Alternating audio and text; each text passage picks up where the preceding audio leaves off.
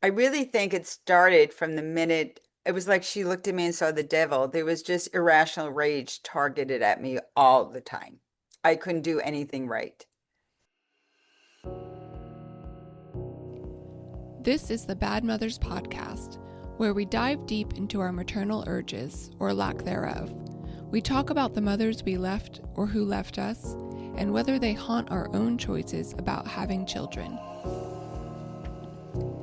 My guest this week is Gayle Kirschenbaum. She's a filmmaker, writer, photographer, and coach who recently released a memoir called Bullied to Besties about how she healed her relationship with her mother. Her documentary, Look at Us Now, Mother, is about the same journey. I wasn't sure Gayle would be the right fit for Bad Mothers, in spite of all evidence that her mother was abusive toward her and their relationship was extremely fraught for most of her life. I hesitated because Gayle is focused on the healing part of her story. She and her mother are now very close. Unfortunately, I don't believe this is possible for many of us who are estranged from our mothers, and I didn't want anyone who had to choose estrangement to feel they failed in some way. You have not failed. Gayle told me that forgiveness doesn't have to mean reconciliation, but forgiveness is what she needed to let go of anger and resentment and live a happier life. I believe this is an important step for all of us, but it may never lead to reconciliation. Gayle and I seem to disagree on some of the fundamental responsibilities of parents and their children, but her point of view has left me thinking a lot about how we approach these topics. Please share your thoughts in the comments. Here's our conversation. I will just quickly explain that I think this story is a unique one compared to the other women I've spoken to who have difficult relationships with their mom, because yours ends with a reconciliation. So we'll be talking about that. We'll talk about the difficulties you had growing up with your mom. And I think my first question that wasn't clear to me from your book and from the documentary is if you had any periods of estrangement from your mom in the course of your life, because the complications with her started really young. I mean, your memories from when you were, 4, 5, 6 years old. Do you want to, was there any estrangement? So I would just say, before I tell you about the estrangement, that it started from the minute I was born because she thought she was having Gary. She Mm. told everyone she's bringing home Gary, a boy, and she gave birth to Gail. So not really regarding estrangement. There was like maybe 1 week I didn't talk to her because she really got on my case about a nose job, and I was supposed to have sinus surgery. So that was her like impetus, like while they're in there.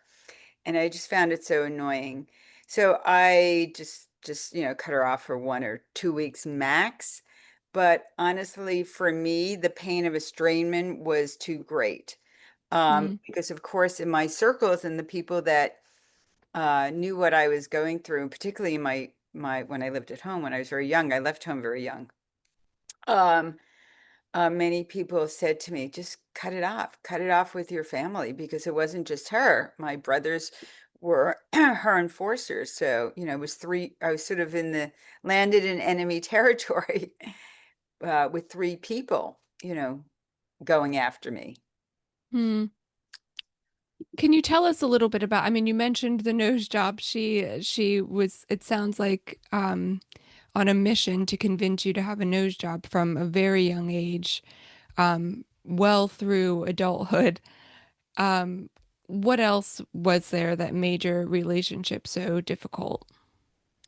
Well, of course, everything physical, and the nose job started later when the bump grew. When I was in third grade, she was having my hair professionally straightened. But we have 8 millimeter footage. I'm no youngster. I was born at the end of 1954, and my father literally bought the 8 millimeter camera. So we see footage of my mom pregnant with me, and the next is an infant in her arms. So I have all this silent footage. And you could just watch all the body language. I'm in a high chair and she has no patience. She's yanking my arm. And then you see her stroking my brothers. So just so Mm. everybody knows, I'm the youngest of three. I had two older brothers. and it was completely different treatment.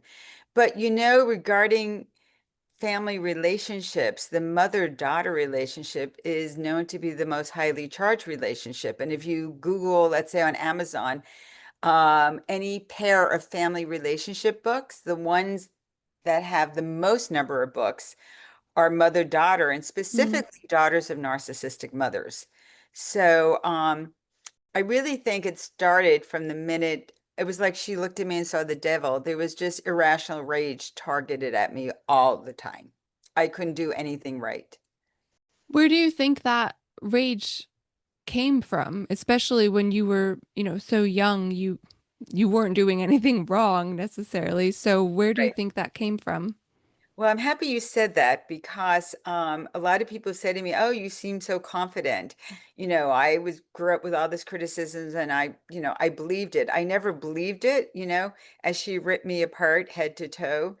I always felt, and I don't know if you believe this or your listeners, but I believe I came into this world as a young, old soul into a family of young souls. I felt everybody was clueless in my family, even though I was the youngest age-wise. Um, so I knew I wasn't doing anything wrong. It was just my existence, got her Mm. angry. So I wanted to know what happened to her. And I used to pick her brother's brain, what happened to mommy when she was little. But they're from the silent generation. You have to understand my mom is 102. She's born in 1923 and she's alive and well. And the irony is I made her a social media influencer. We're like best friends. So it is a great story, a great journey. Uh, but yeah, no, so I dug into her past, and that was I knew when I was very young that who we are, we have to go back to our past. I don't know if you know Dr. Bruce Perry, but he No. authored, oh, okay, highly recommend this book. He authored a book, of course, with Oprah, but it's really his his brains. And the book is not what's wrong with you, it's what happened to you. So from 0 to 2, so much is formed in our bodies. So there's something called generational trauma. Hmm. And we're Jewish. We've had a lot of trauma in our family. We are people who have suffered genocide. So my parents are first generation American, and my grandparents were immigrants, and they came out of Europe before the Holocaust, but they fled the pogroms, which were the massacres during the time of the Tsar. And I started my genealogy in 1982 because here I'm born into this family where I felt I had no connection with anybody. I came out of the womb incredibly sensitive, incredibly curious, into a family that wanted to own me and repress me and make me what I wasn't. And so I think for me, I wanted to dig into my past and hope I found somebody who could have been long dead that was like me. Where did I come Mm. from? Because quite honestly, when I was young, I thought I was adopted. I was so convinced I had the Cinderella complex. And so I was convinced as I was watching my brothers being loved and adored and being given, I'll use this as a metaphor, the full glass of milk. I got the half a glass of milk. I was less than them, which is in many cultures where the female is less than the boy, the brother.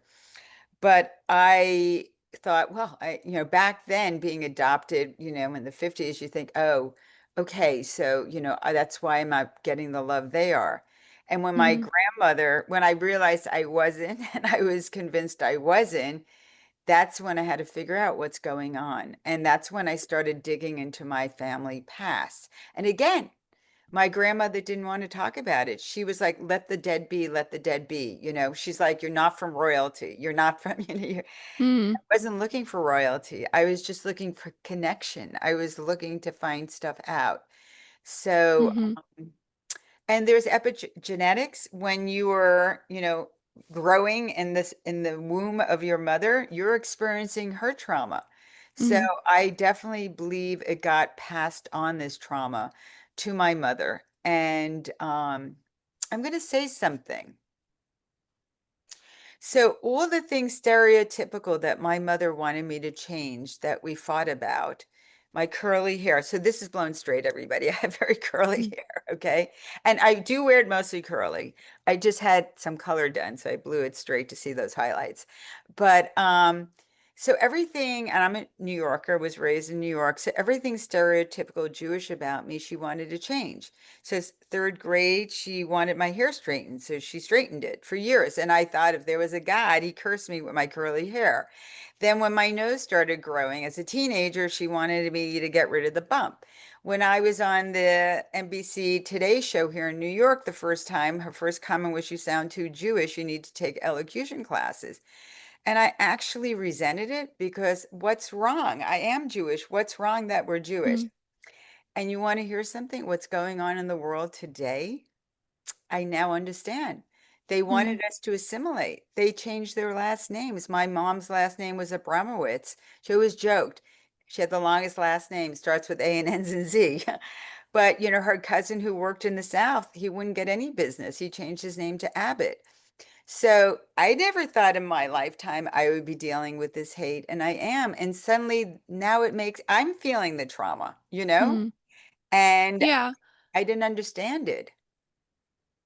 Um, yes, I understand, and I think you go to incredible lengths to understand your mother's motivations, which I mean, I the stamina you have for that and the perseverance is really impressive. I want to know what was it that you think I don't know what the right word is, excused your mother's treatment of you? Because I think in lots of examples of other women that I've spoken to, they have similar stories. Their mothers had mothers who mistreated them or they had, terrible experiences growing up. And of course, we can say that's why they mistreated me or they, treated me poorly.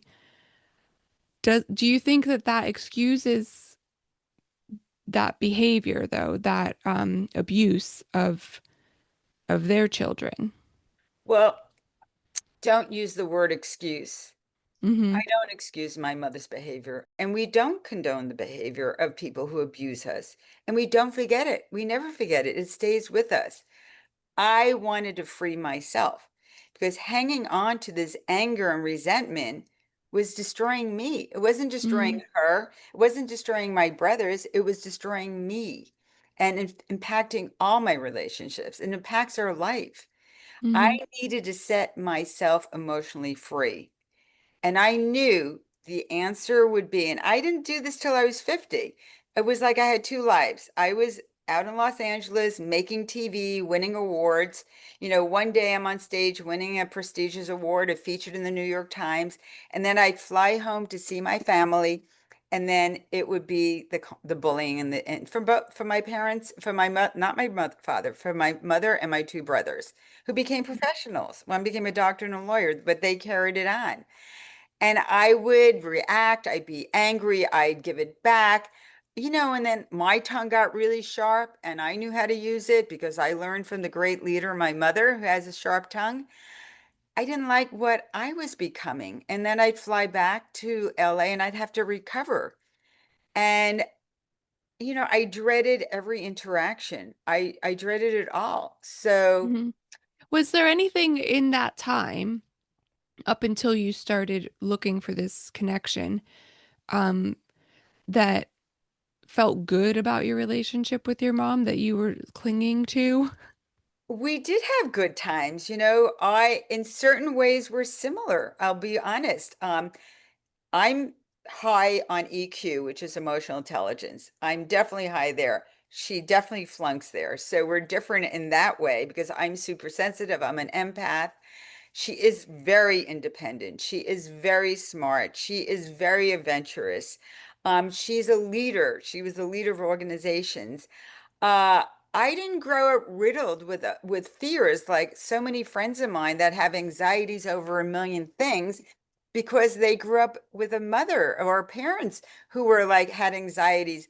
when I traveled with my mother, we took the back roads. We got on the local buses. We ate off the kiosks on the street. We weren't afraid of catching diseases. We both have a huge curiosity about life. So we have many similar things, and did better when we went away.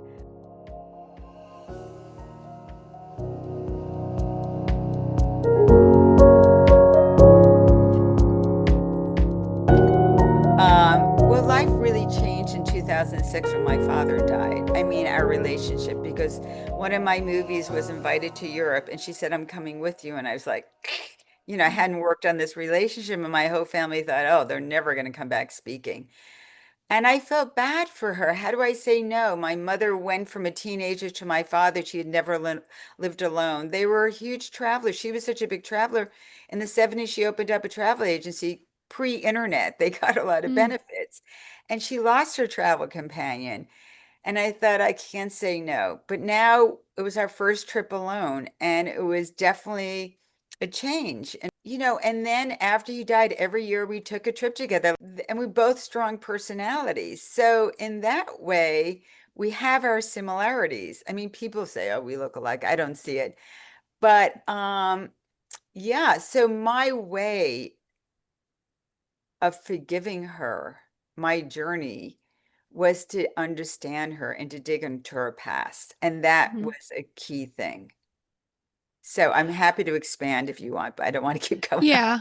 Well, I just want to, I mean, I'm going to push back a little bit just based on my own experience, I guess. Yours is different, I think, because it seems your mother was amenable to going to therapy with you, to talking to you about these things, to even if she resisted or disagreed with what you were saying, she was in the room with you at least, right? So she had an openness to a resolution. And I guess so that's one part of my question is how did you get there? And do you think that's distinct to other, fraught mother-daughter relationships? Okay, so my mother would have never gone to therapy if I wasn't. So for your listeners who don't know this, I had made a funny movie called My Nose about my mother trying to get me to have a nose job. It was only 13 minutes long. So when you have a short film and it's programmed in festivals, it's programmed with other films. And when I was on the stage in the Q&A, we get off the stage and there would be a line always in front of me. And people would say, I love your nose, don't touch it. I can't stand your mother. How do you talk to her? And I'm just thinking you've hardly seen anything in this short, light, fluffy film. And three, let me tell you my story. And everybody was telling me the story of trauma, childhood trauma, and 99% from a mother. One woman opens up her coat. She must have been in her late 60s, attributing, excuse me, her weight issue to her long deceased mother. And that's when I went to my mom and I said, I realized I wasn't alone, that there were a lot of people suffering from childhood trauma. And I said, Mom, would you be willing to work on our relationship in front of the camera? And when she said yes, I knew I had a gold mine. Well, first of Mm. all, I have to say, I ended up on the cover of the Washington Post style section for that little short movie. And I don't know if you know or remember, there was a nickel coin we had a million years ago. On one side, it was an Indian, a Native American Indian. The other side was a buffalo. And she always said my nose looked like the Indian on the buffalo nickel. So it was my profile in front of that profile. Mm. And the journalist's first line into her article was, if you have a mother like Gayle Kirschenbaum, you better get yourself into psychoanalysis. So my mother reads it and she goes, great, bad press is better than no press. I'm on the cover of the Washington Post. So I am very lucky because my mother has a thick skin. Now, regarding therapy, she agreed to do the film. I started questioning her, and all I got was, I don't know, I don't remember. She's of the secret generation, and they bury things and they forget them. And, it's the denial generation. And it worked for them because it was don't deal with emotions, just have to handle things. Like when my Mm. grandfather tried to kill himself twice, my grandmother wasn't feeling bad for herself. She had to go out and make a living and support her children, her family. So that's how my mother was raised. So if you're not taught how to show love, how are you going to give Hmm. it, right? Hmm. So, yeah, so just to cut to the chase about the therapy. So, had I not been making this movie, and I had other people come and interview my mother, like a friend of mine, she's an award-winning author, Lori Gwen Shapiro. She's got a new book out on Amelia Earhart. She's like, "You want to give me a shot? I can, I can interview anybody and get anything out of her." And of course, she tried, and she got some stuff about my mom's childhood. But then I was encouraged to turn to therapists, and then we did research. We had to go through, a couple before we found a good one, but we did it all with the cameras rolling. Hmm. So I don't think she would have agreed. I think she did it for the film, and she really never acknowledged, even then, that she had done anything wrong. So I Hmm. just knew I had to do it on my own. And that's the other thing. There's a book out called Mean Mothers. It's Peg Streep.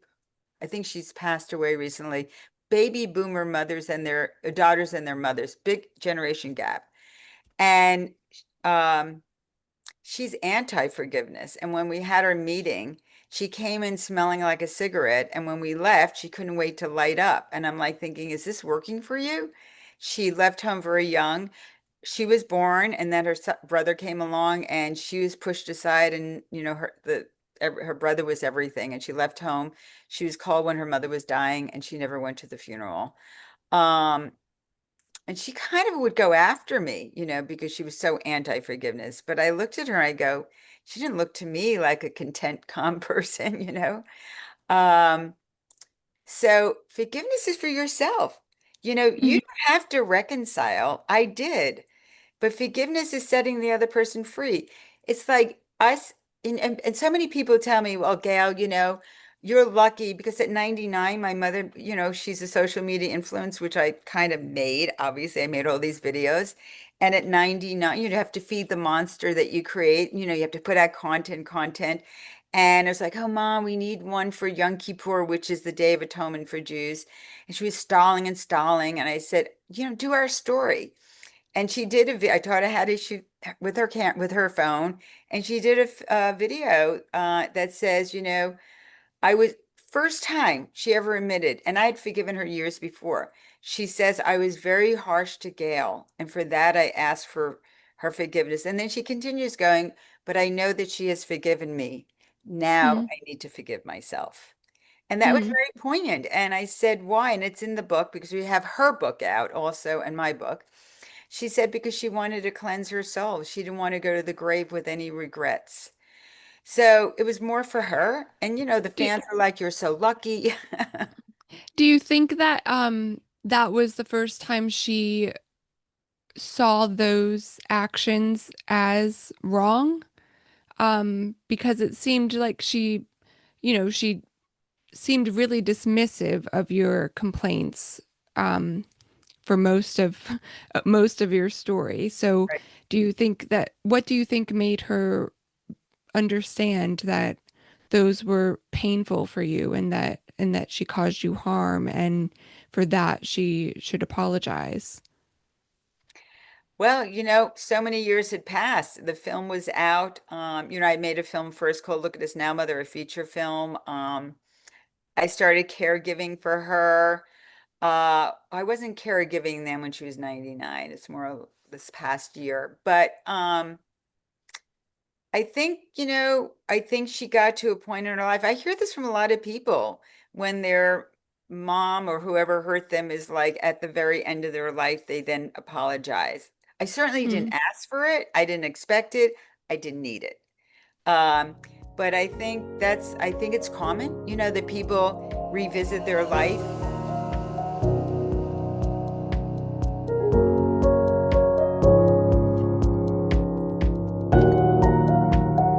Yeah, I want to come back to what you said about forgiveness doesn't necessarily mean reconciliation because um, I've done a similar journey to you, I guess.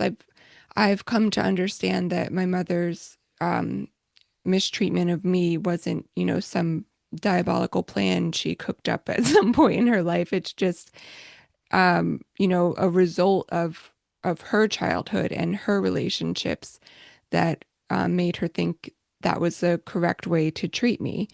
Um, so I don't hold any grudges against her. I have forgiven her, but because she's unwilling to acknowledge the pain she caused or to take responsibility or to change, I don't see a way for us to have a relationship. So I've forgiven her. I don't hold a grudge, but I don't see any way for reconciliation.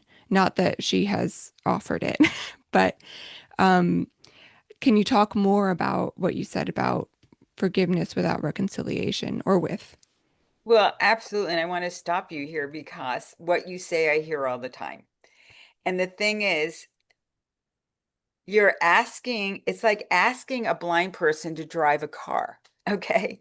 And Mm-hmm. getting angry at them for not driving a car.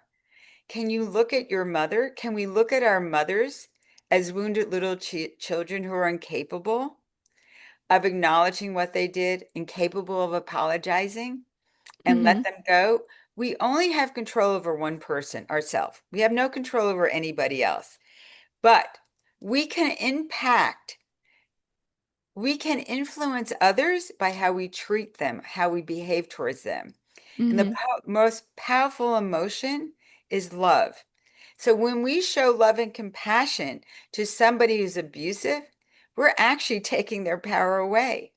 Because when Mm-hmm. somebody is abusive, and by the way, in the world of where we have siblings, it's always the one who's the most sensitive who's preyed upon.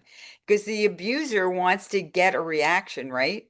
So they're Mm-hmm. not going to get a reaction of somebody who just ignores them and dismisses it. They get a reaction from the sensitive one. So when I went through my steps in my own head and I went into her past, I understood what happened to her. I reframed how I looked at her. I now looked at her as a wounded little child. I changed how I reacted and responded to her criticisms. Mm-hmm. What gets us so upset in life is unfulfilled expectations, right? So any person who has a role in our life, husband, mother, father, brother, sister, daughter, son, lover, whoever these people are, it comes with expectations. So a mother is supposed to love and nurture us, right? And if we don't get that, if we get, let's say, the opposite, it is devastating for us, right? The big light bulb moment, I want to share a light bulb moment with you, which I had in my back memory. I hadn't started my forgiveness process. But when I was living in LA making TV, I met a woman who had a French woman. She had a traumatic childhood. And in her healing, she became a facilitator of a forgiveness board game. I had no idea there was such a thing as a forgiveness board game. And in fact, when I spoke at the APA, the American Psychological Association conference, I went down to the exhibition hall, which of course is filled with books. There's a table of all these forgiveness board games. Oh, wow. Yeah, like I had no idea. But literally, it's a board game. You play with somebody, you throw the dice, you move your piece.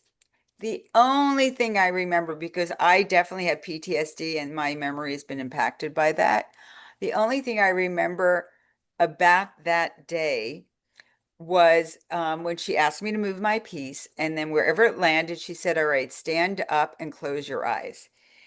I did. She says, "I want you to imagine your mother as a little girl."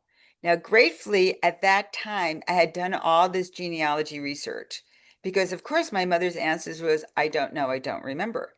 But I did all this research. I had interviewed people that I didn't even know existed, first cousins of hers. And I got all the census. I found newspaper clippings of devastating fires at my grandfather's business, losing everything, his attempted suicides. It was all secret, right? Her Mm-hmm. sister who died an untimely death from pneumonia. Grandmother used all her money for care, and my mother witnessing this death. And she not even remembering things. She was 7. At 7, you should remember, right? Mm-hmm. So what I saw was a wounded little girl. And then the facilitator said, I want you to imagine yourself as a little girl. Well, I knew I was a wounded little girl. And then she said, I want you to come together. It was a huge, huge light bulb moment because she was no longer my mother.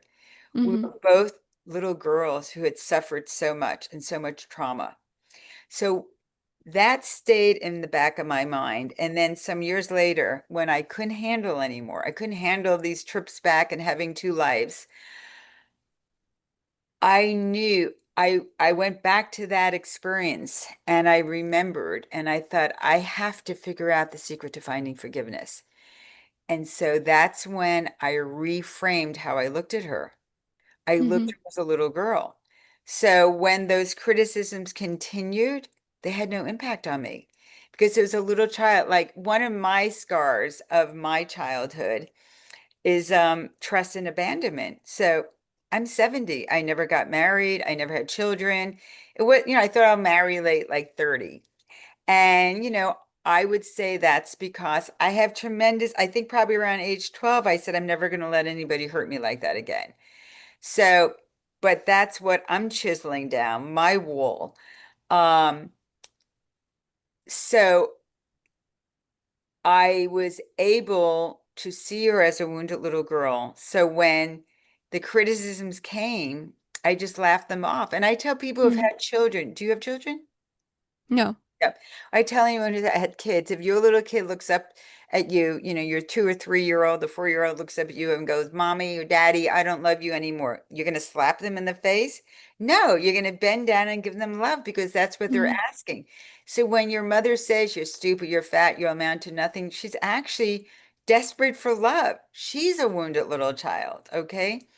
But So, isn't that I understand that, but isn't it the mother's responsibility to love the child rather than your responsibility as the child to reframe how you look at her or or how you process her treatment of you. And I guess I'm not speaking about you and your mother specifically when I ask that, but just in general, in situations like this, isn't it the mother's job to to love the well, child? well, what happens if the mother doesn't have the tools she's incapable of? Mm-hmm. She'll tell people she was a young mother. She was incapable. She never really had the tools. So you're going to get angry at her? Yeah, and also there's differential treatment. There's the hoe between the boys and the girls, between me, Mm-hmm. and it was really horrible. But, it's not serving me, okay? Mm-hmm. This is about us. This is about said it has nothing to do with them. Walking around with this anger and resentment.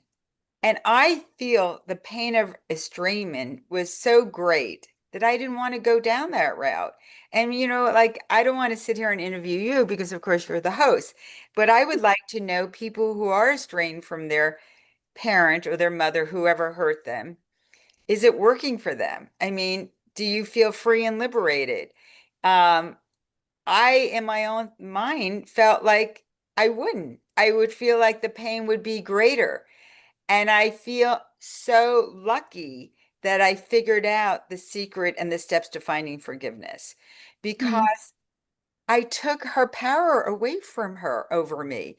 I took that leash, that collar, and that leash that she had control over away from me. And with these tools, I apply them to everybody and anybody. I had to forgive both of my brothers. And Mm-hmm. it's so empowering.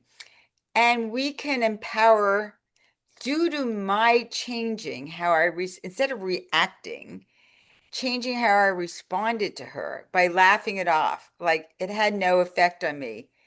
She stopped because she realized it was so ineffective, right? She Mm-hmm. stopped.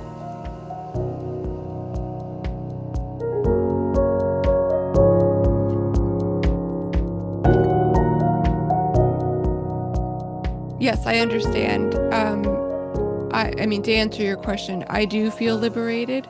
I think my situation is quite different, probably, because, um, because it's not it, my mother's treatment of me wasn't something that was she wasn't critical of me, right? It wasn't something that I just needed to brush off or to ignore. It's more like the nature of our entire relationship.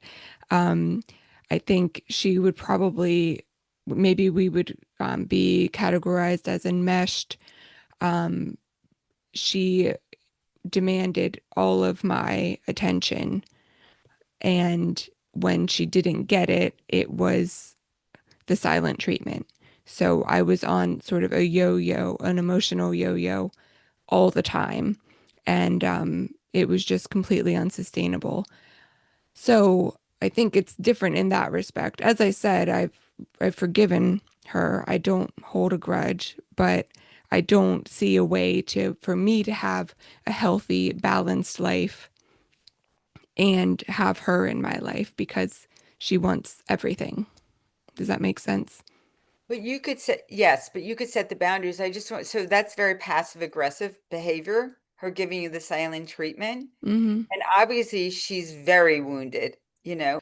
I've explained this before, is I'm not opposed to reconciliation, right? Hmm. I would be happy to reconcile, but I know that that's never going to happen because for me, that would mean she would have to call me and say, Yeah.